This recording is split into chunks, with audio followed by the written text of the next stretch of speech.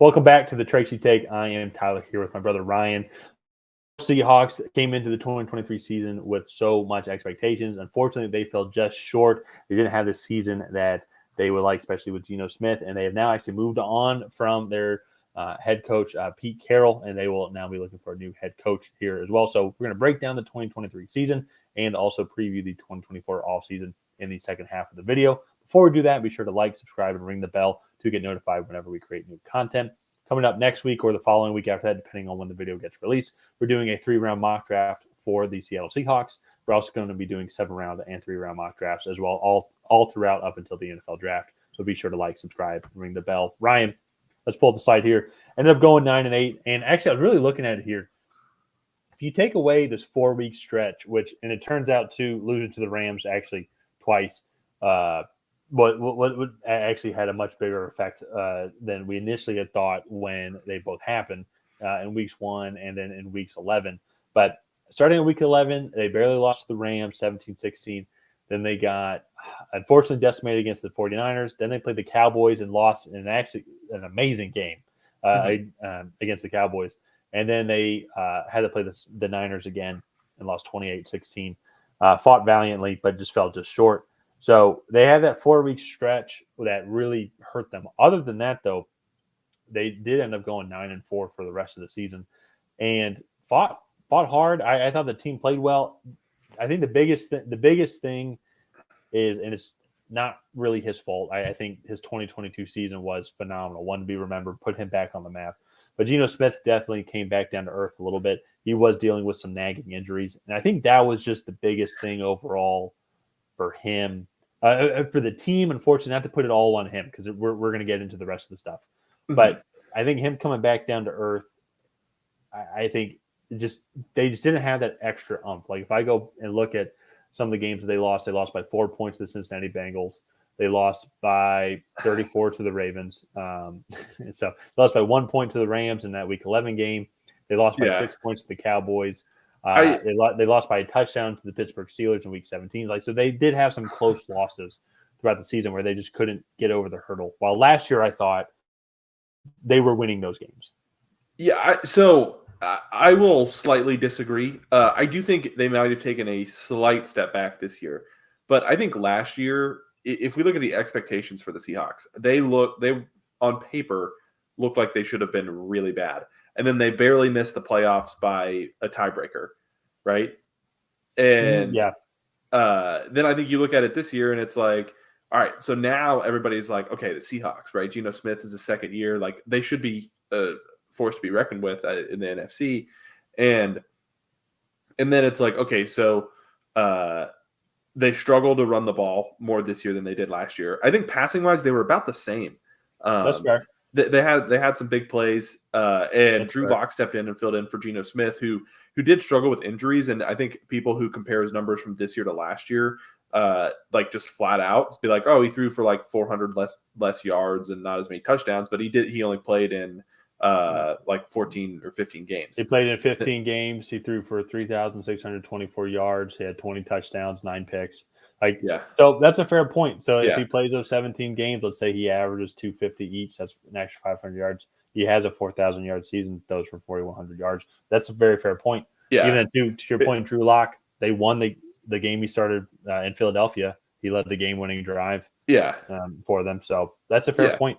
And I just think it's all about the perception instead of like I don't want to say the product, because again, they have really good playmakers. This offensive line struggled with injuries this year. I think that's probably a key place where they could really improve. And I think you look at this run defense, and it really struggled. They got after the passer okay, but maybe above average with 47 sacks, but they just weren't the run defense team that they had been in the past. And again, like Legion of Boom pass, that's an all-time great defense. And so it's an interesting dynamic there in Seattle because now they have Geno Smith under contract for the next couple seasons. Drew Lock, there doesn't seem to be a big drop off from one to the other. And it's a really interesting situation. I'm looking forward to see what they do here in the offseason. So let's kind of transition over into that space. They have 4.3 million in projected cap space, so not a lot. But hey, they're not in the negatives, and they can definitely clear up some cap space by restructuring some contracts there. So, Tyler, who are their notable free agents and team needs? Yeah, so one of the guys you just mentioned, Drew Lock as well. He's going to be a free agent, so I'll be curious to kind of see how they want to navigate that, especially too if they feel, or whichever new coaching regime comes in, if they feel that like, hey, it's good having these two guys who are so close together, just have that competitiveness. Defensively, as you already mentioned, like struggled with the defensive line, but Leonard Williams is going to be a free agent. He was, want to confirm here, I think he was one of their top. He was on the defensive line. He had 4 sacks on here. He has 29, so that's one thing to watch here as well. Mario Edwards, also defensive end. He only had 2 sacks on the season. He didn't start too much. He was more of a rotational piece. Devin Bush and Bobby Wagner are both going to be free agents, but Bobby Wagner is older. He's 33. Curious to see about his time, if he's going to stay there, and with a new head coaching regime coming in. Devin Bush, though, is younger. He's 25, so he only started a couple of games. So those are going to be the things. I mentioned the defensive first here because I wanted to get to my main point here, where I think what they really need to address overall, both in the draft and in free agency, Evan Brown and Phil Haynes, offensive guards, are going to be hitting free agency. Evan Brown was actually the center. I think they had him marked as an offensive guard, and then Evan Brown. Then Phil Haynes as well. Let me see if I can find him. Was he on IR? I wonder if he ended up getting hurt. I need to go back and double check. Yep. So he ended up getting hurt. And that's going to be the thing for me, I think, if there was a weakness, because I actually like their tackles. I like Charles Cross. I like Abraham Lucas. Mm-hmm. But they did get banged up this year, which didn't help. They got banged up this year, and proving to your point, too, about overall offensive play and struggle with the offensive line. But there's an area that they really need to improve, and the one that really sticks out to me is going to be the interior on both sides of the ball. So on the offensive side of the ball, need to improve the guards and the center position, or at least re-sign Evan Brown, and he can come back at center and then get a nice young guard and build him up. Because when Charles Cross and Abraham Lucas are healthy, I actually like them as tackles. I think that's a formidable duo. But then on the flip side as well, I think they need to just get better in that run stuffing game. I think I'm trying to remember from the last side, they were 31st overall in run defense. So you just can't have that at all. And I think that's why also their passing stats were weakened as well, because you still have Rick Woolen, who didn't have as good of a season, Devin Witherspoon, who I think had a solid rookie season when healthy. But it's just still putting so much strain on the secondary when you was so weak in the passing game. I think it forced you to have to try and put formations, put maybe an extra guy in the box to help protect and defend against the run, which is going to cause you to have some weaknesses, I would say, in the passing game. So with that as well, too, I talked about all that addressing what are they going to do to try and create more cap space. Are they going to have to extend guys or move money around or cut guys to create some more cap space? But at the same time, too, when it comes to the draft as a whole, they don't really have too much flexibility. They do have their first pick overall, which is going to be the first round pick, which is 16th overall. But then they're not picking again until pick 78. So is this a potential trade back spot to get more picks?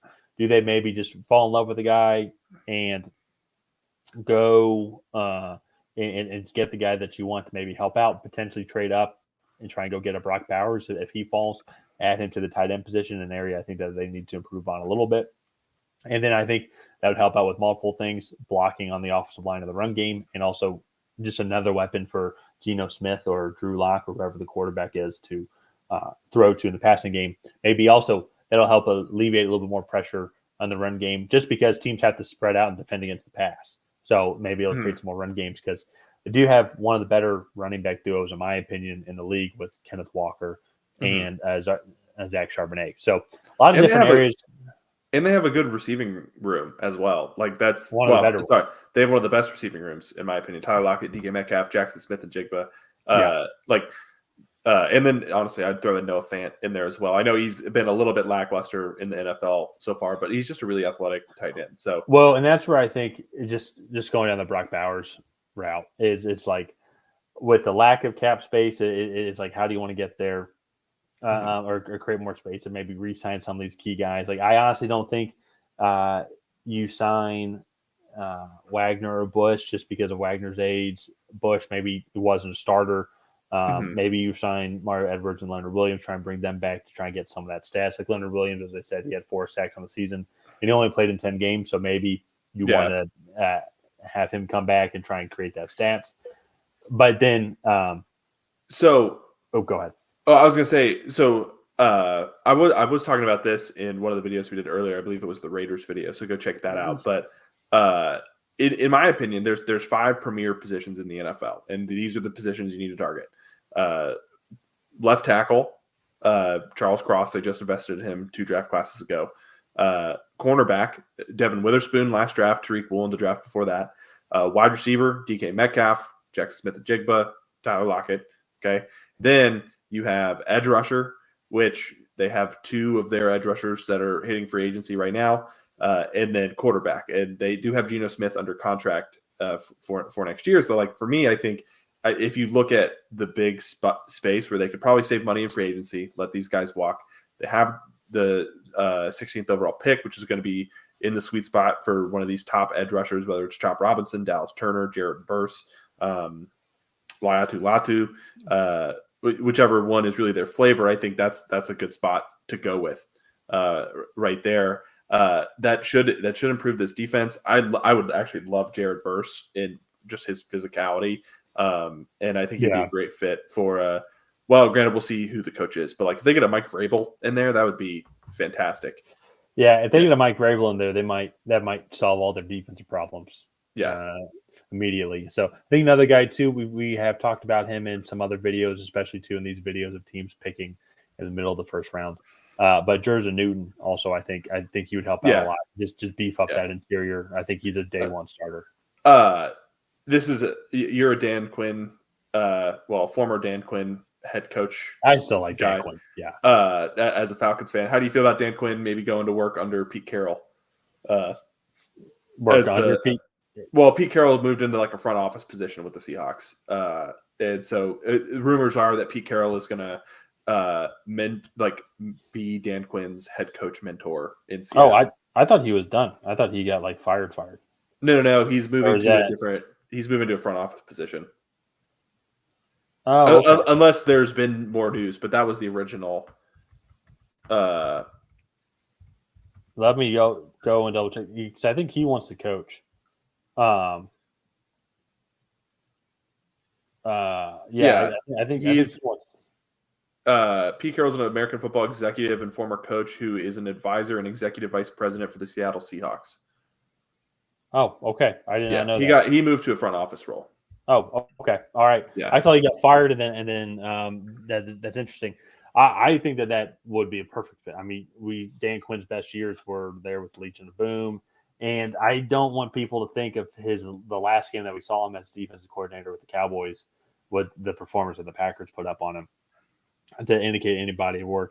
I think it's unfortunate how his time ended in Atlanta, but also too, that being said, though, he was the head coach when he led them to the Super Bowl. Now, I'm all for hearing that argument that it was Kyle Shanahan's offense, but at the same time, though, too, the Vic that was the last great individual edge rusher season for Falcons was that Vic Beasley. I think it was 16 sack season. So I think he still got it as a defensive coach. We've seen what he's done with the Cowboys.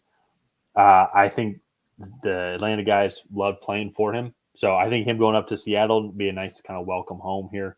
We'll just have to go and see. At the end of the day, though, too, it's there's only so much I think certain coaches could do with player personnel. Like I think an example, you go look at Dan Campbell, and you go look at how much those guys have loved playing for him over the past couple of years. They didn't really start having this success though until then they started drafting good players and then getting guys in free agency and building that culture. I would just say play for. I wouldn't just say good players, but drafting players that fit that scheme. That offense, Amon-Ra St. Brown fits in so perfectly. Jamison Williams spreads the offense or defenses vertically really well. And then that offensive line is fantastic in just the fact that they like can literally block anything that Ben Johnson puts in front of them. So yeah, I think it's about drafting good players, but also the right ones for your system. So this has been a great conversation about the Seattle Seahawks. Let's go ahead and wrap it up here. If you guys have not already, please go ahead and like and subscribe and leave a comment down below on what you think the Seahawks should do in the 2024 offseason. Do you want them to hire Dan Quinn? Do you want them to go after Mike Vrabel? Do you want them to go after John Harbaugh? Let us know what head coaching candidate you want. Let us know what you think they should do in the rest of free agency down below. And on that, we will see you guys next week.